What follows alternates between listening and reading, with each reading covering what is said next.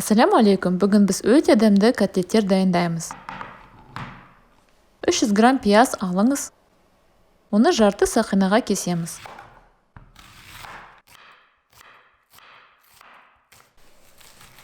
Грамм сары май қуырғыш табаға ертіп, пиязды салып жіберіңіз. Жақсылап қуыру керек. Әрі қарай бір сарымсақтың түйірін алып, оны ұсақтаңыз.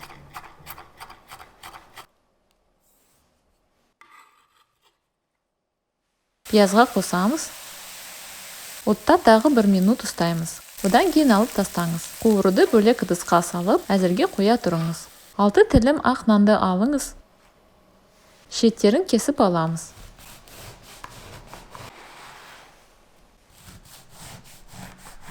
Осы тілімдерді терең табаққа салыңыз. Және 150 мл сүт құйыңыз. Жұмсару үшін осы түрде қалдырамыз. Енді тартылған етті дайындайық. Ол үшін бізге тауық еті қажет. Мен жамбасты алып, сүйектен домалатып, терілерін алып тастадым. Май мен сіңірлерін қалдырыңыз. Сонда салмамыз шырынды болады. Үлкен тордан өткізейік. Содан кейін қуырылған пиязды айналдырамыз.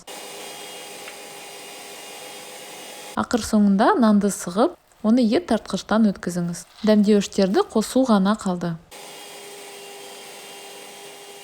Бұл 1 ас қасық тұз, 1 шай қасық қара бұрыш, 1 ас қасық паприка, 30 грамм ақ желкен және 2 ас қасық майонез. Барлығын жақсылап араластырыңыз. 3-4 минуттан артық араластырғаны жөн. Соңында салманы ұрып тастаңыз. Сонда ақуыз бөлінеді және ол тартылған етті өзара жақсы байланыстырады. Қуыру процесінде сіздің котлеттеріңіз жарылып кетпейді және үлпілдек болып шығады. Енді біз котлеттерді жасаймыз. Алдымен оларды сәл ұрамыз. Одан кейін ысытылған майға саламыз.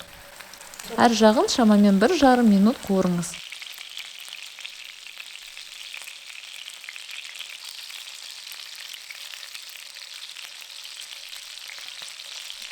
Барлық котлеттерді пісірме формаға салыңыз.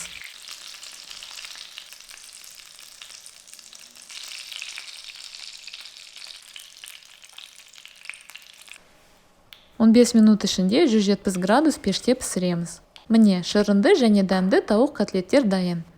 Бұл арзан және дәмді болып шығады. Оларды дайындау қиын емес. Сіз оларды бір рет пісіріп қойсаңыз, бірнеше күнге жетеді. Тек күнделікті гарнирлерді ауыстыра аласыз. Мұндай дәмділіктен ешкім бас тартпайды деп ойлаймын. Осы рецепт сізге ұнайтын болса, лайк басыңыз, пікіріңізді жазыңыз және біздің арнамызға жазылыңыз. Қоңырауға басуды ұмытпаңыз, сонда сіз әрдайым жаңа видео көретін боласыздар.